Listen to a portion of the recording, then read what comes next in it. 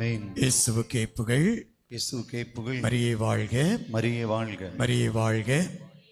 அமர்வோம். இயேசுவில் பிரியமானவர்களே, இன்று கத்தோலிக்க திருச்சபையானது அன்னை மரியாளினுடைய அம்மா அப்பாவினுடைய விழாவையும் இயேசுவினுடைய தாத்தா பாட்டியினுடைய விழாவையும் இன்று கொண்டாடி கொண்டிருக்கிறது. அன்னம்மாள், சுவக்கீன் இவர்களுடைய விழாவை இன்று திருச்சபை கொண்டாடக்கூடிய தருணத்தில் ஒவ்வொரு வயது முதிர்ந்தவர்களையும் இறைவனுடைய பாதத்திலே நாம் ஒப்பு கொடுத்து இறைவனுடைய ஆசீர் இவர்கள் மீது நிறைவாக பொழியப்பட வேண்டும் என்று இந்த நாளிலே நாம் சிறப்பாக ஜெபிப்போம்.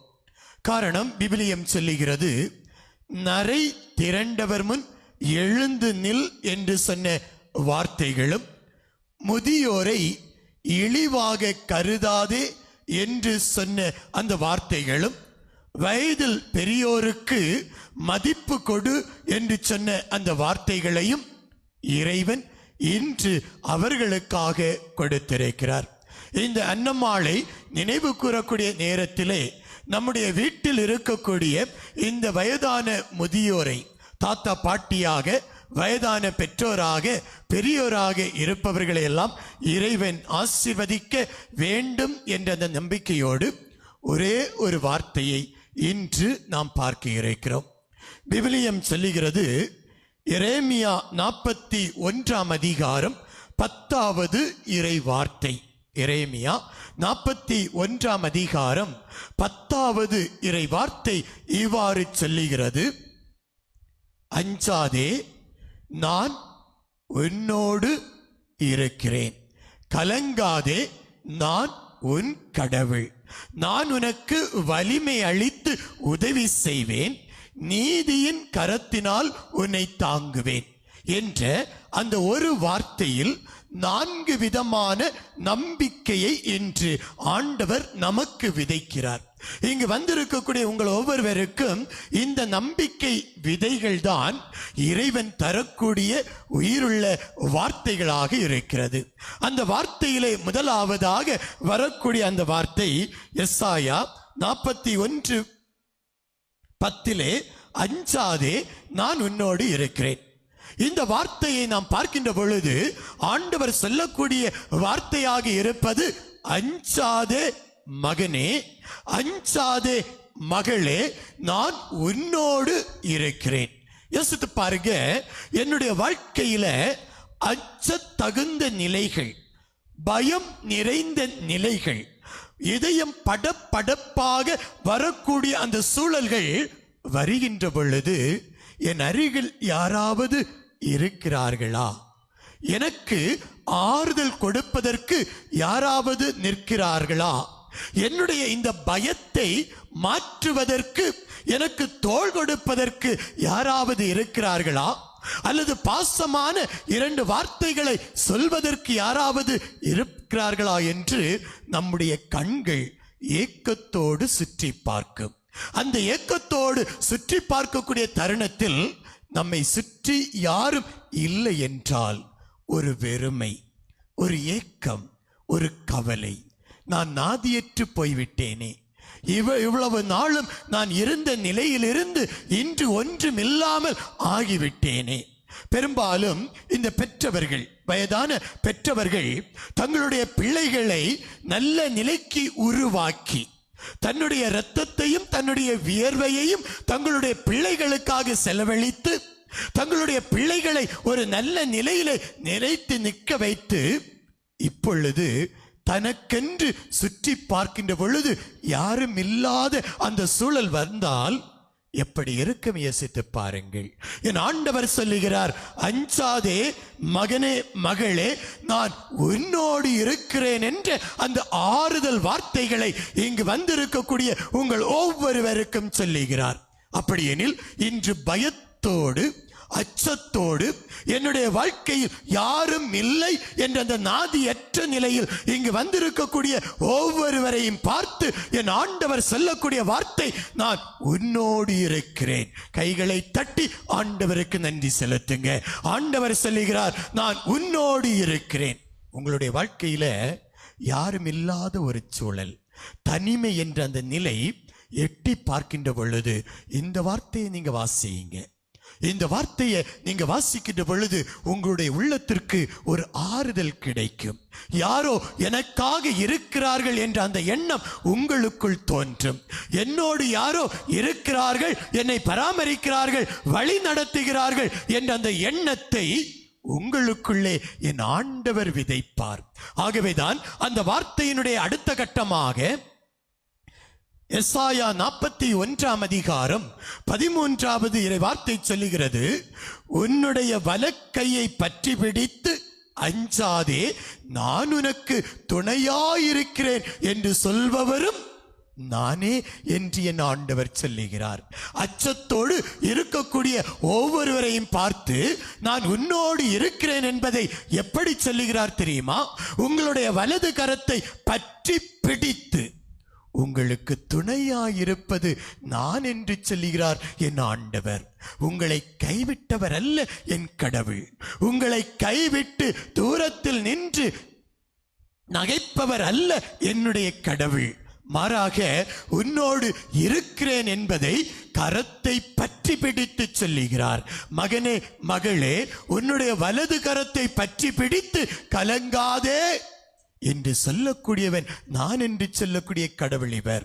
பேதுரு கடலிலே தத்தளித்த தருணம், இதோ நான் சாக போகிறேனே என்று வீழ்ந்த அந்த தருணத்திலே அவர் தன்னுடைய கரங்களை, என் ஆண்டவர் தன்னுடைய கரங்களை நீட்டுகிறார்.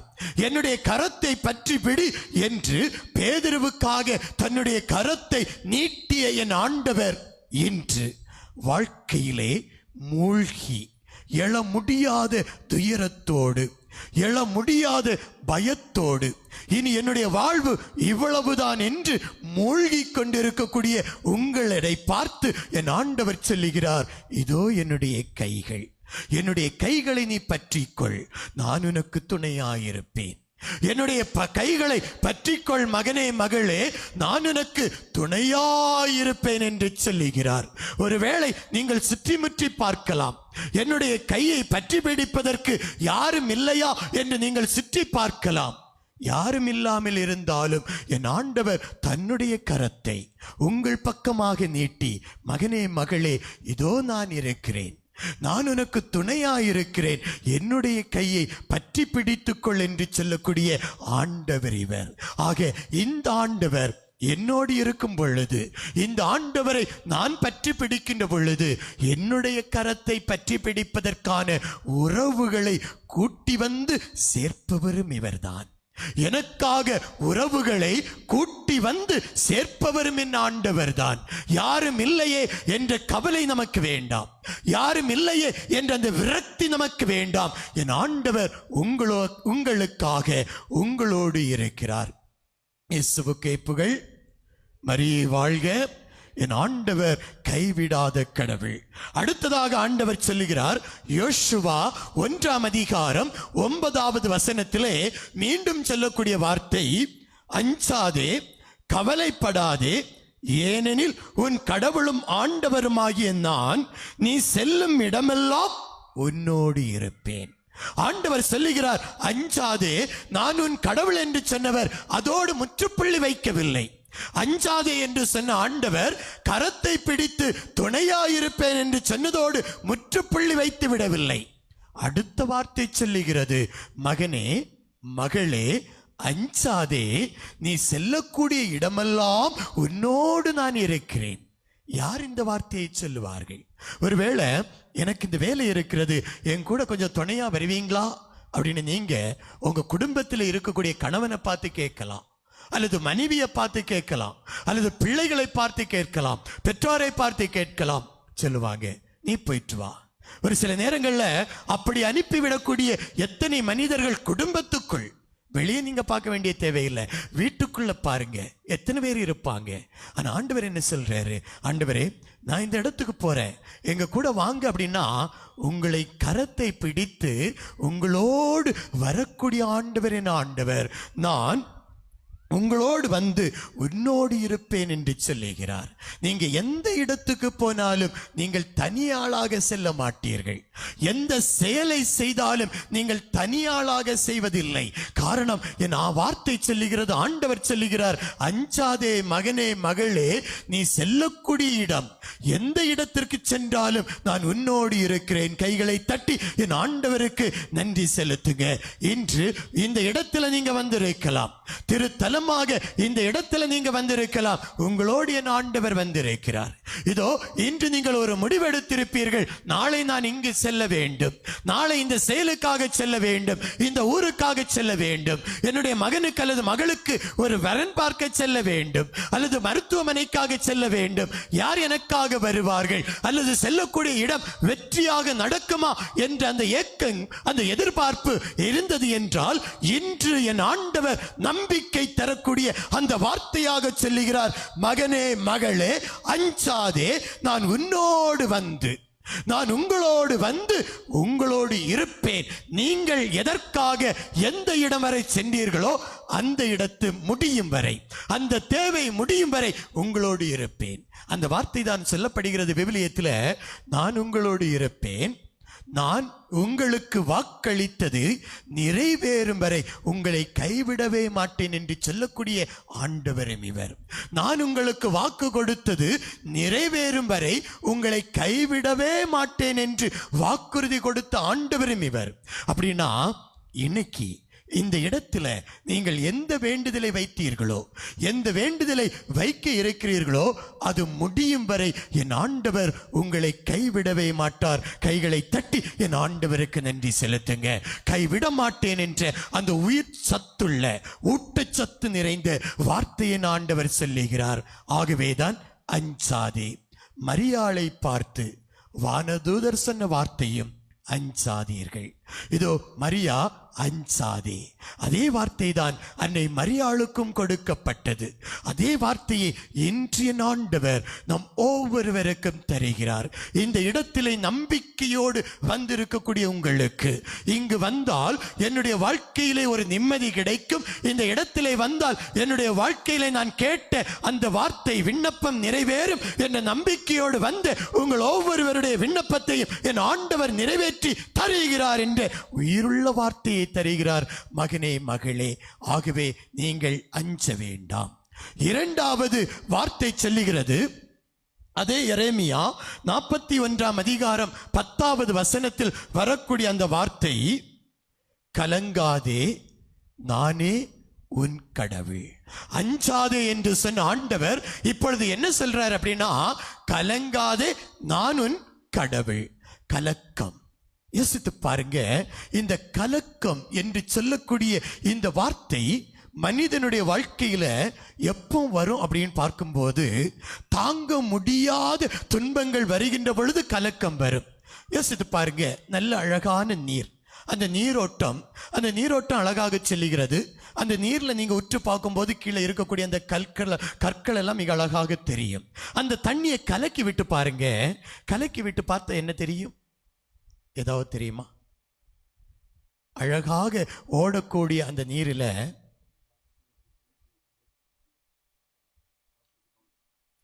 அந்த கலங்கிய நீர், அந்த தெளிவான நீரில் நீங்க பார்த்தீங்கன்னா கற்கள் தெரியும். அந்த தண்ணிக்கு கீழே என்னெல்லாம் இருக்கோ அது தெரியும்.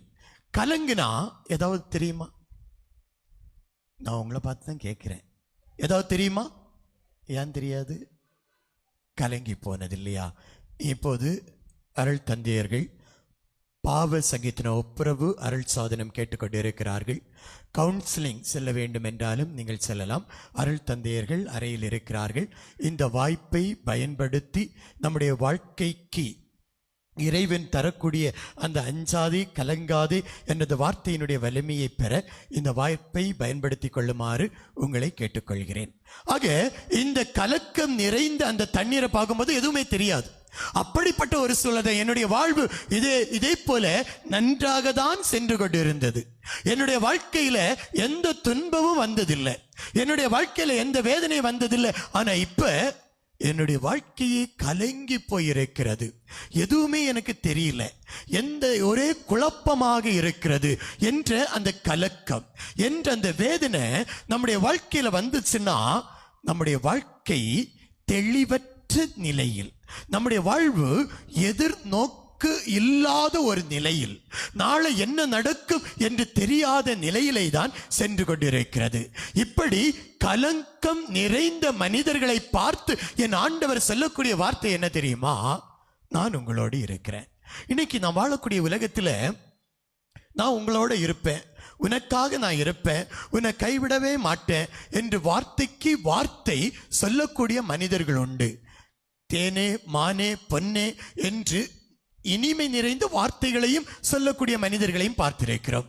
வேடிக்கையாக ஒரு நிகழ்வு எப்படி சொல்லுவாங்க எப்படின்னா, ஒரு காதலன் காதலி தென்னை மரத்தை கீழே உட்காந்து பேசிட்டு இருக்கிறாங்க. பேசிட்டு இருக்கும்போது இவன் சொல்றான், வானமே இடிந்து விழுந்தாலும் என்ன செய்ய மாட்டேன், நான் உன்னை விட்டு போகவே மாட்டேன். அந்த நேரத்தில் தான் திடீர்னு ஒரு அந்த தேங்காய் துப்புன்னு வந்து கீழே விழுது. விழுந்த சவுண்டை கேட்ட உடனே துணியை காணோம் துண்டை காணோம் அப்படின்னு சொல்லிட்டு 1 கிலோமீட்டருக்கு அந்த பக்கம் ஓடிட்டான். யாரு? வானமே இடிந்து விழுந்தாலும் உன்னை விட்டு ஓட மாட்டேன்னு சொன்னவங்க. இதாங்க மனிதர்கள். நான் உங்க கூட தான் இருப்பேன், நான் உன்னை விட்டு விலகவே மாட்டேன் அப்படி சொல்றவங்க என் வாழ்க்கையில எல்லாம் இழந்து போய் இனி எனக்கு எதுவுமே இல்லை அப்படின்னு ஒரு நிலை வரும்போது யாருங்க கூட நிற்பா? இந்த உலகத்துல பெற்றவர்கள் கூட இருப்பாங்களா? பெற்ற பிள்ளைகள் கூட இருப்பாங்களா? யோசித்து பாருங்க. அப்படிப்பட்ட அந்த உறவுகளே கூட நிற்காத பொழுது பக்கத்துல வீட்டுல இருக்கிறவங்க நிப்பாங்கன்னு நீங்க நினைக்க முடியுமா? அந்த ஊதாரி மகனை பார்க்கிறோம். தன்னிடம் சொத்து இருந்தது, பணம் இருந்தது, பொருள் இருந்தது, இருக்கும் பொழுது அவனை ஈயை போல மொய்த்து கொண்டிருந்தவர்கள் எல்லாம் இழந்து போன பொழுது அவனை நடு ரோட்ல விட்டுட்டு போனாங்க. பாத்தீங்களா? அதாங்க மனிதர்கள். ஆனா ஆண்டவருக்கு தெரியும், இப்படிப்பட்ட உலகம் இது, நான் உன்னோடு இருப்பேன் என்று சொல்வதெல்லாம் வெற்று வசனம், வெற்று வாசகம் என்பது என் ஆண்டவருக்கு தெரியும். ஆகவேதான் என் ஆண்டவர் சொல்லுகிறார், மகனே மகளே நீ கலங்காதே, ஏனெனில் நான் உன் கடவுள். நீ கலங்குகின்ற பொழுது என்னை தேடி வா, நான் உனக்காக இருக்கிறேன் என்று அந்த வார்த்தைகளை இன்று என் ஆண்டவர் நமக்காக தருகிறார். திருப்பாடல் 42ஆம் அதிகாரம் 3வது இறை வார்த்தை சொல்லுகிறது, உன் கடவுள் எங்கே என்று தீயோர் கேட்கிறார்கள். உன்னுடைய கடவுள் எங்கே என்று தீயோர் கேட்கிறார்கள். யோசித்து பாருங்க, இந்த கலக்கம் நிறைந்த நிலை, வேதனைகள் நிறைந்த நிலை, இனி எனக்கு எதுவுமே இல்லாத அந்த நிலைகள் வருகின்ற பொழுது, வேதனைகள் மேல் வேதனைகளும் சோதனைகள் மேல் சோதனை வருகின்ற பொழுது பக்கத்தில் உள்ளவங்க கேட்பாங்க, நீ தான் கோயில் கோயிலா ஏறி இறங்குறியே, வாரம் வாரமா திருத்தலமா ஏறி இறங்குறியே, உன்னுடைய வாழ்க்கையில இப்படிப்பட்ட பிரச்சனைகளா, எங்கே உன் கடவுள் என்று கேட்பது யார் தெரியுமா? நல்லவங்க ஒருபோதும் கேட்க மாட்டாங்க, நல்லவர்கள் ஒருபோதும் கேட்க மாட்டாங்க. இப்படி கேட்பவர்கள் தீய மனிதர்கள் என்று விவிலியம் சொல்லுகிறது. தீயவர்கள் சொல்லுகிறார்கள், உன்னுடைய கடவுள் எங்கே? வாழ்க்கையிலே அந்த கலக்கம் நிறைந்த நிலைகள் வருகின்ற பொழுது அஞ்சாதே என்று சொன்ன ஆண்டவர், கலக்கம் நிறைந்த அந்த வாழ்க்கையில் நீ துடிக்கின்ற பொழுது என் ஆண்டவர் சொல்லுகிறார், இந்த உலகமும் மனிதர்களும் உங்களை வெறுத்தாலும் நான் உங்களோடு இருக்கிறேன் என்று சொல்லக்கூடிய ஆண்டவர் இதோ உங்களுடைய கண் முன்னால். ஆகவேதான் திருப்பாடல் 40ஆம் அதிகாரம் 11வது இறை வார்த்தை சொல்லுகிறது, என் நெஞ்சே நீ நம்பிக்கை இழப்பது ஏன், நீ கலக்கம் உறுவது ஏன்? என் நெஞ்சே நீ நம்பிக்கை இழப்பது ஏன், நீ கலக்கம் உறுவது ஏன்? ஆண்டவரையே நம்பியிரு. நீங்கள் கலக்கம் அடைய வேண்டிய தேவையில்லை, அந்த கலக்கம் உங்களுக்கு வர வேண்டிய தேவையில்லை. ஆண்டவர் சொல்லுகிறார், என் நெஞ்சை நீங்கள் ஏன் கலக்கம் அடைகிறீர்கள்? ஆண்டவரை நம்பி இருங்கள், என் ஆண்டவர் உங்களுக்காக இருக்கிறார். ஆகவே நம்முடைய வாழ்க்கையில் கலக்கம் வருகின்ற பொழுது, என்னுடைய வாழ்க்கையில எல்லாம் இழந்து போன அந்த சூழல் வருகின்ற பொழுது என் ஆண்டவர் சொல்லக்கூடிய அந்த உயிருள்ள வார்த்தை, நீங்கள் நம்பிக்கை இழந்து போகாதீர்கள். யோசித்து பாருங்க, இன்னைக்கு நம்முடைய வாழ்க்கையில எப்ப நம்ம நம்பிக்கை இழந்து போறோம்? நம்பிக்கை இழந்து போவது, நான் கேட்பது எனக்கு கிடைக்காத சூழல் வருகின்ற பொழுது நான் நம்பிக்கை இழந்து போகிறேன். நான் நினைத்து வந்த காரியம் எத்தனை வாரங்கள் நான் தொடர்ந்து வருவது, அல்லது எத்தனை மாதங்கள் நான் தொடர்ந்து வருவது, நான் கேட்டது எனக்கு கிடைக்கவில்லையே என்ற அந்த ஏக்கம் வருகின்ற பொழுது நான் நம்பிக்கை இழந்து போகிறேன். அப்படி நம்பிக்கை இழந்து போகின்ற பொழுதுதான் கடவுள் எதற்கு என்ற அந்த நிலை நமக்கு வருகிறது. அன்னாவை யோசித்து பாருங்க. ஆண்டவர் இயேசுவினுடைய பாட்டியாக இருக்கக்கூடிய அந்த அன்னா தன்னுடைய வாழ்க்கையில ஆண்டவரோடு இணைந்திருந்த ஒரு அழகான பாட்டி. அவர்கள் தன்னுடைய வாழ்க்கையில குழந்தை இல்லாத அந்த சூழலில், குழந்தை இல்லாமல் இருந்த அந்த வேதனையில், பல ஆண்டுகள் குழந்தை இல்லாமல் இருந்தது. அந்த சூழலிலும் அவர்கள் ஆண்டவர் மீது மிக நெருக்கமாக இருந்தார்கள், ஆண்டவரோடு இணைந்திருந்தார்கள், ஜெப வாழ்வில் இருந்தார்கள். ஆகவேதான் காலம் கடந்து அவர்களுக்கு கிடைத்த பரிசு மரியா என்ற ஒப்பற்ற மகள்.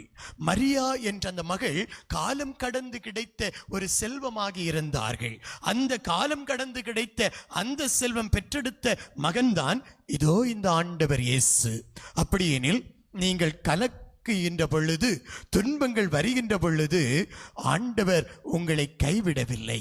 உங்களுக்கான நேரத்துக்காக, உங்களுடைய நேரம் நிறைவேற என் ஆண்டவர் காத்து கொண்டிருக்கிறார். காத்து கொண்டிருப்பவர்களுக்கு கிடைக்கக்கூடிய அந்த பொறுப்பு, கிடைக்கக்கூடிய அந்த ஆசீர் மிக பெரிய ஆசீராக இருக்கும் என்பதை இன்று என் ஆண்டவர் நமக்காக தெரிகிறார். கைகளை தட்டி ஆண்டவருக்கு நன்றி செலுத்துவோம். மூன்றாவதாக அதே எரேமியா 41:10 சொல்லுகிறது. அதில் சொல்லக்கூடிய வார்த்தை, நான் உனக்கு வலிமை அளிப்பேன், நான் உனக்கு உதவியும் செய்வேன். நான் உனக்கு வலிமை அளிப்பேன், நான் உனக்கு உதவி செய்வேன். இரண்டு வார்த்தைகளை ஆண்டவர் இன்று நமக்கு தருகிறார். அதாவது, நான் உனக்கு ஆற்றல் தருவேன், நான் உனக்கு உதவியும் செய்வேன். இன்று இந்த 2 வார்த்தைகள் நமக்கு தேவை. யோசித்து பாருங்க. பலவீனமான என்னுடைய வாழ்வு பலவீனமாக இருக்கிறது. என்னுடைய வாழ்க்கையில் அந்த ஆற்றல் இல்லை, சக்தி இல்லை. இருந்து போன எல்லா ஆற்றலையும் நான் இழந்து போயிருக்கிறேன், என்னால முடியல என்ற அந்த சூழல் வருகின்ற பொழுதுதான் ஆண்டவர் சொல்லுகிறார், நான் உனக்கு ஆற்றல் தருகிறேன், நான் உனக்கு வலிமை தருகிறேன். என்னை பாருங்க. அந்த பாடல், முதல் பாடல் சொல்லுகிறது, கண்மலை ஆன ஆண்டவர். இந்த கண்மலை என்று சொல்லுகின்ற பொழுது திருப்பாடல் ஆசிரியர் சொல்லுவார், எருசலேமை சுற்றி மலைகள் இருப்பது போல நான் உங்களை சுற்றி இருக்கிறேன். எருசலேமை சுற்றி மலைகள் இருப்பது போல நான் உங்களை சுற்றி இருக்கிறேன்னா, அந்த எருசலேம் நகரை சுற்றி மலை இருக்கிறது. அப்ப அந்த மலைக்குள் இருக்கக்கூடிய மக்களுக்கு பாதுகாப்பு. அதே போல இந்த ஆண்டவர் நம்மை சுற்றி பாறையாக இருக்கிறார். பாறையை சுற்றி இருக்கக்கூடிய நமக்கு பாதுகாப்பு. இந்த பாறை என்பது ஆற்றல். அந்த ஆற்றலை வெளிப்படுத்துவதுதான் பாறை. ஆகவே நீங்க உடைந்து போகாதீங்க, சோர்ந்து போகாதீங்க. எனக்கு எதுவுமே என்னுடைய வாழ்க்கையில் யாரும் இல்லை என்று நீங்க கூனி குறுகி போகாதீங்க. ஆண்டவருடைய பிள்ளைகளுக்கு இது அழகல்ல. என் ஆண்டவர் சொல்லுகிறார், உங்களுடைய எதிரிகளின் கண் முன்னால் உங்களுக்காக பெரிய விருந்தை ஏற்பாடு செய்யக்கூடியவன் நான் என்று சொல்லக்கூடிய ஆண்டவர். யார் முன்னாலும் நீங்கள் தலைகுனிந்து போவதை பார்த்து கொண்டிருப்பவர் அல்ல என் ஆண்டவர். யார் முன்னாலும் கூனி குறுகி போவதை பார்த்து கொண்டிருக்கக்கூடிய கடவுள் அல்ல என்னுடைய கடவுள். ஆறுதல் கொடுக்கின்ற கடவுள், ஆற்றல் தரக்கூடிய கடவுள். அந்த ஆண்டவரை நீங்க பற்றி பிடித்தீங்கன்னா உங்களுக்கு ஆறுதல் கிடைக்கும். அந்த ஆண்டவரை நான் கைவிட மாட்டேன், ஆண்டவரை என்ன வந்தாலும் நான் உம்மை கைவிட மாட்டேன் என்று பற்றி பிடித்தீங்கன்னா ஆண்டவர் அந்த ஆறுதலை தந்து உங்களுக்கு உதவியும் செய்வார். இன்று ஆண்டவர் அதை தான் உங்களுக்காக செய்ய இருக்கிறார். ஆகவேதான் இறுதியாக 4வது இறை வார்த்தை சொல்லுகிறது, என் நீதியின் வலக்கரத்தால் உங்களை நான் தாங்குவேன். என்னுடைய நீதியின் வலக்கரத்தால் உங்களை நான் தாங்குவேன் என்று சொல்லுகிறார். பாருங்க, எவ்வளவு அன்பான, பாசமான, அன்பு நிறைந்த வார்த்தை. நான் உன்னை தாங்குவேன். எத்தனை பேர் இன்று நம்மை தாங்குகிறார்கள்? இந்த உலகத்தில் ஒருவர் நம்மை தாங்க இருந்தால் போதும். ஒருவர் நம்முடைய வாழ்க்கையில என்னை தாங்குவதற்காக ஒரு உறவு இருக்கிறது என்ற எண்ணம் இருந்துச்சுன்னா இந்த உலகத்தையே நாம் சொந்தம் கொண்டாட முடியும். இந்த உலகத்தையே நான் சொந்தம் கொண்டாட முடியும். காரணம், என்னை தாங்குவதற்காக ஒரு உறவு இருக்கிறது.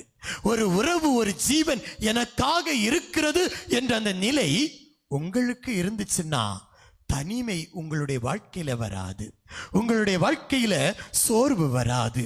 ஆகவேதான் என் ஆண்டவர் சொல்லுகிறார், அஞ்சாதே, கலங்காதே, நான் உன்னோடு இருக்கிறேன். அப்படி எழுந்து நிற்போமா?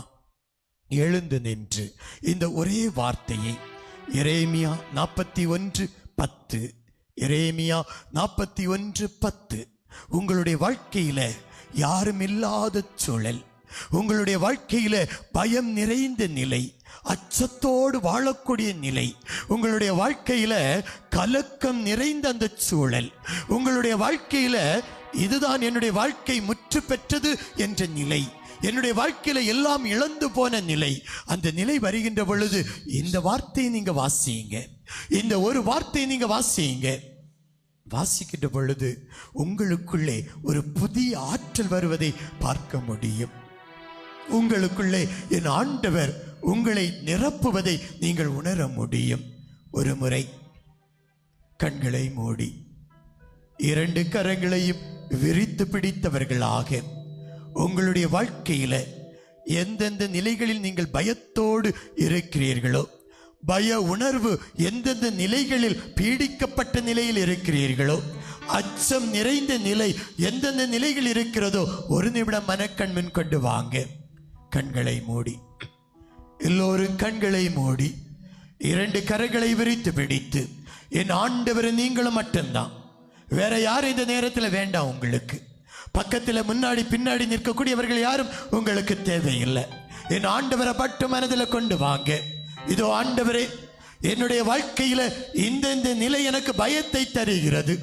என்னுடைய பிள்ளைகளால் நான் பயந்து போயிருக்கிறேன்.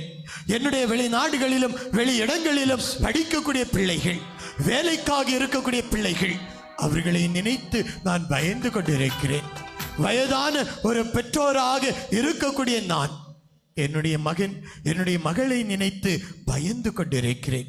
நாளை என்னுடைய எதிர்காலம் எப்படி இருக்கும் என்று தெரியாமல் நான் பயத்தோடு அச்சத்தோடு இருக்கிறேன். ஆண்டவரே, எதிர்காலம் எப்படி இருக்கும் என்று தெரியாமல் பயத்தோடு அச்சத்தோடு இருக்கிறேன். ஆண்டவரே, என்னுடைய உடலில் இருக்கக்கூடிய நோயை குறித்து, இந்த நோய்க்கான மருத்துவத்தை பார்க்கக்கூடிய சக்தி எனக்கு இல்லையே, அதற்கான பொருளாதாரம் எனக்கு இல்லையே, இந்த நோயினுடைய வீரியம் அதிகரிக்க அதிகரிக்க என்ன செய்வது என்று தெரியாத பயத்தோடு அச்சத்தோடு இதோ முன்னால் நின்று கொண்டிருக்கிறேன்.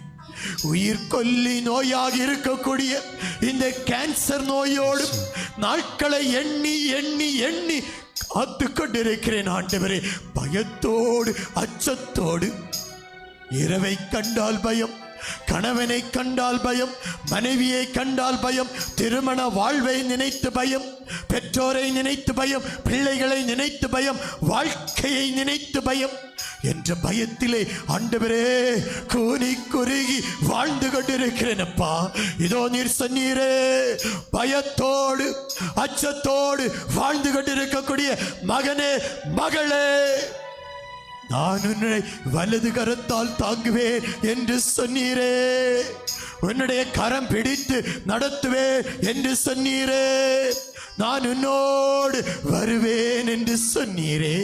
அப்பா, என்னுடைய வீட்டுக்கு வாங்க, என்னோடு வாங்க, நான் செல்லக்கூடிய இடத்துக்கு வாங்க, என்னுடைய பயத்தை எடுத்து மாற்றுங்க, என்னுடைய அச்சத்தை எடுத்து மாற்றுங்க, எதிர்கால பயத்தை எடுத்து மாற்றுங்க.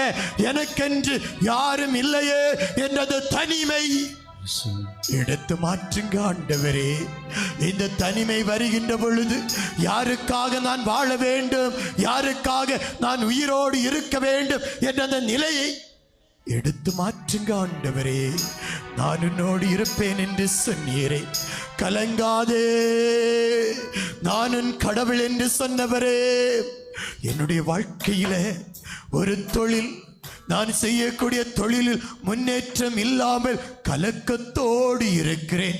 நீர் எனக்கு கொடுத்த குடும்ப உறவுகளை எப்படி காப்பாற்றுவது எப்படி அவர்களை பொருளாதாரத்தில் உயர்த்துவது, எப்படி அவர்களுடைய தேவைகளை பூர்த்தி செய்வது என்று தெரியாத ஒரு கலக்கத்தோடு என்னுடைய பிள்ளைகளுக்காக ஒரு நல்ல வரன் அமைந்து நல்ல இடத்திலே அவர்களை திருமணம் செய்து கொடுக்க வேண்டும், அதற்கான நிலை உருவாகவில்லையே என்ற கலக்கத்தோடு, திருமணமாகி குழந்தை செல்வம் இல்லையே என்ற அந்த கலக்கத்தோடு வாழக்கூடிய இடத்திலே என்னுடைய மகள் எத்தனை துன்பங்களை அனுபவித்துக் கொண்டிருக்கிறாளே, வாழக்கூடியவர்கள் பிரிந்து வாழ்ந்து கொண்டிருக்கிறார்களே என்ற கலக்கத்தோடு, இந்த கலக்கம் எப்பொழுது தெளியும், எப்பொழுது இது தெளிந்து சமநிலையிலே வரும் என தெரியாமல் கலக்கத்தோடு இருக்கிறேன் அப்பா,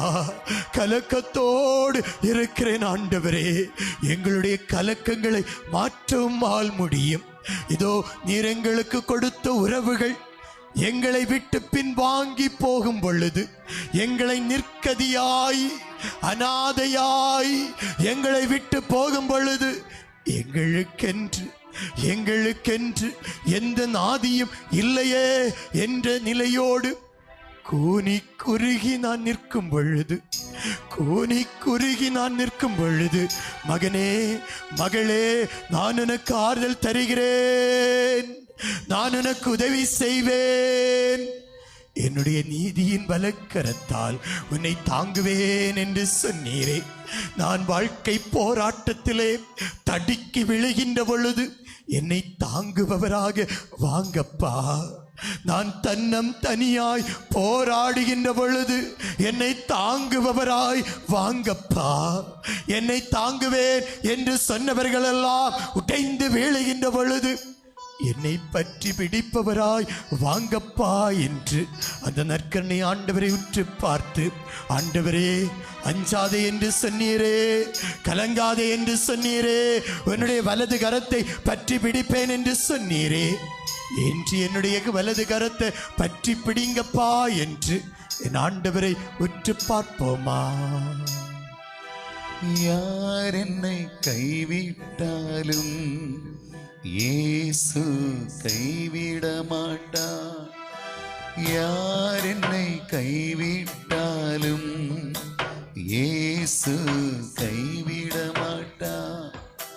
கைவிட மாட்டார், கைவிட மாட்டார், கைவிட மாட்டார், கைவிட மாட்டார், கைவிடவே மாட்டார். இயேசு கைவிடவே மாட்டார், கைவிடவே மாட்டார். இயேசு கைவிடவே மாட்டார். யார் என்னை கைவிட்டாலும் இயேசு கைவிட மாட்டார். யார் என்னை கைவிட்டாலும் இயேசு கைவிட மாட்டார். மகனே மகளே, உங்களுடைய கரத்தை பற்றி பிடித்தவராய் என் ஆண்டவர் சொல்லக்கூடிய உயிருள்ள வார்த்தை இதோ, மகனே மகளே, நான் உன்னை கைவிடவே மாட்டேன், நான் உன்னை கைவிடவே மாட்டேன், உங்களை பற்றி பிடித்து உங்களை வழி நடத்துவேன், உங்களுடைய வலது கரத்தை பற்றி பிடித்து என்னுடைய நெஞ்சோடு தாங்குகிறேன் என்று சொல்லக்கூடிய ஆண்டவர் உங்களுடைய கரத்தை பற்றி பிடித்துக் கொண்டிருக்கிறார். மகனே மகளே, தாயும் அவரே, தந்தையும் அவரே, தாயும் அவரே, தந்தையும் அவரே, தாலாட்டுவாய் என்னை சீராட்டுவாய், தாலாட்டுவாய் என்னை சீராட்டுவாய். தாயும் அவரே, தந்தையும் அவரே, தாயும் அவரே,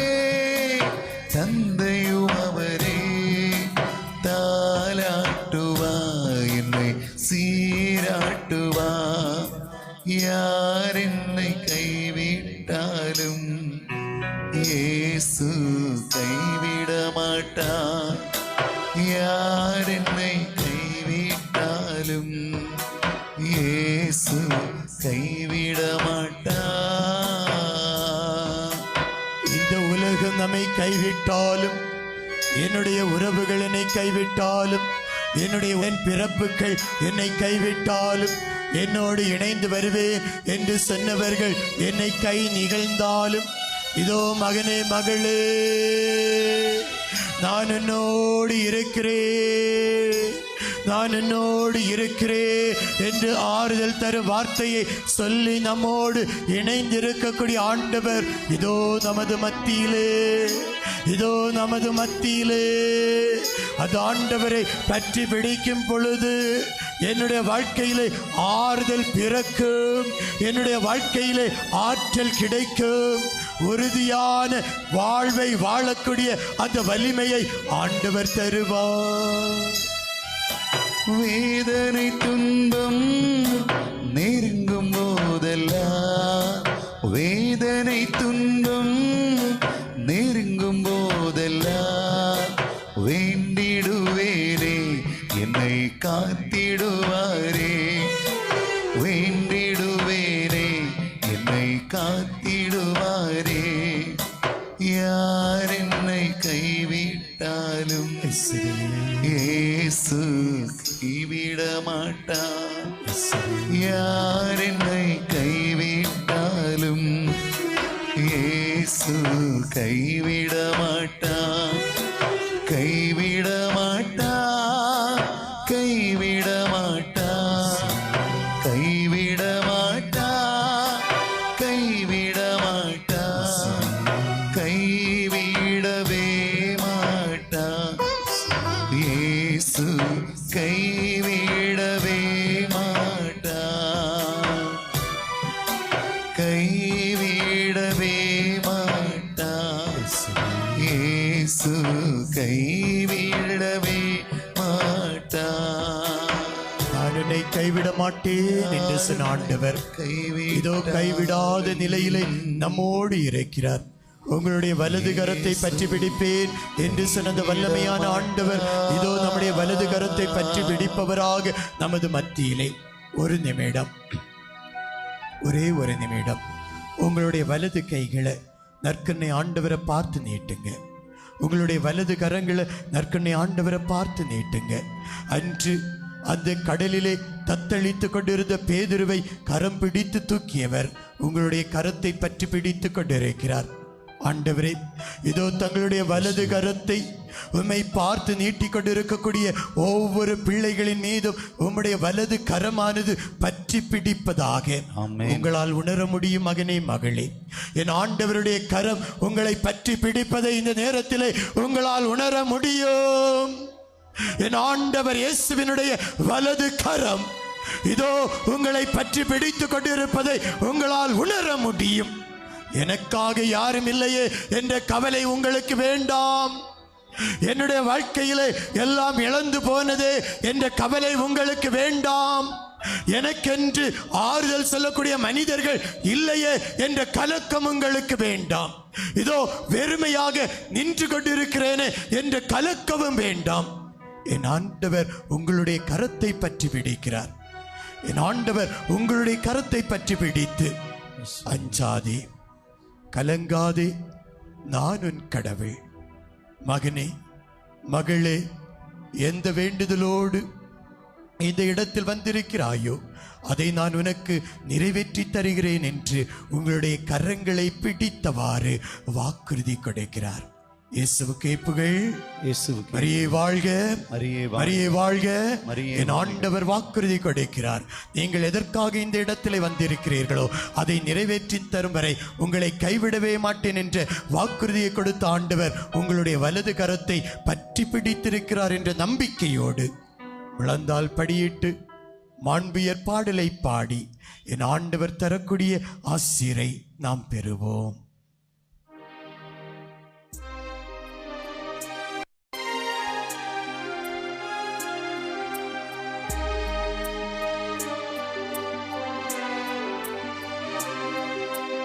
மாண்புயரில் அடையாளத்தை தாழ்ந்து பணிந்து ஆராதிப்போம். பழைய நியம முறைகள் அனைத்தும் இனி மறைந்து முடிவு பெருக. புதிய நியம முறைகள் வருக. புலன்களாலே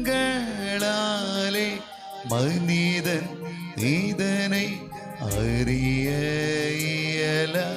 குறையை நீக்க நம்பிக்கையின் உதவி பெருக. தந்தை அவர்க்கும் மகனவர்க்கும் புகழ்ச்சியோடு வெற்றியார். மீட்பின் பெருமை மாட்சிமையோடு வலிமை வாழ்த்து யாவுமாக. இருவரிடமாய் வருகின்றவரா தூய ஆவி ஆனவர். அளவில்லாத சமான புகழ்ச்சி என்றுமே உண்டாகுக. ஆமென். மன்றாடுவோமாக. இறைவா, இந்த வியப்புக்குரிய அருள் அடையாளத்திலே உம்முடைய பாடுகளின் நினைவை எங்களுக்கு விட்டு சென்றீர். உம் திருவுடல் திருரத்தம் ஆகியவற்றின் தூய மறைபொருளை வணங்கும் நாங்கள் உமது மீட்பின் பயனை இடைவிடாமல் துய்த்துணர்ந்து மகிழ அருள்வீராக. தந்தையாகி இறைவனோடு தூயாவியாரின் ஒன்றிப்பில் இறைவனாய் என்றென்றும் வாழ்ந்து ஆட்சி செய்கின்ற உம்மை மன்றாடுகின்றோம்.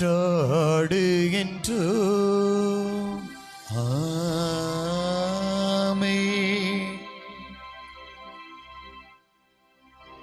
நம்ம எல்லோரும் கரங்களை விரித்து இயேசுவே என்று அழைத்து, இயேசு நம்மை பார்த்து சொல்ற, நீ அஞ்சாதே, பயப்படாதே, நான் உன்னோடு இருக்கிறேன் என்று.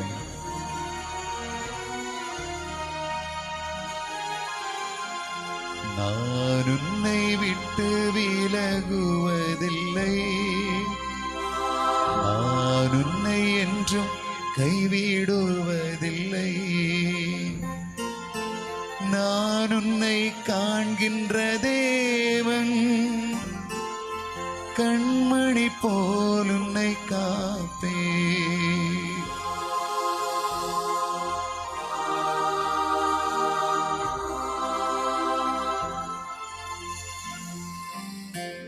நிலையான புகழுக்குரிய தூய்மை மிகு நற்கருணைக்கு எல்லா காலமும் ஆராதனையும் புகழும் ஆட்சியும் உண்டாக கடவுள்.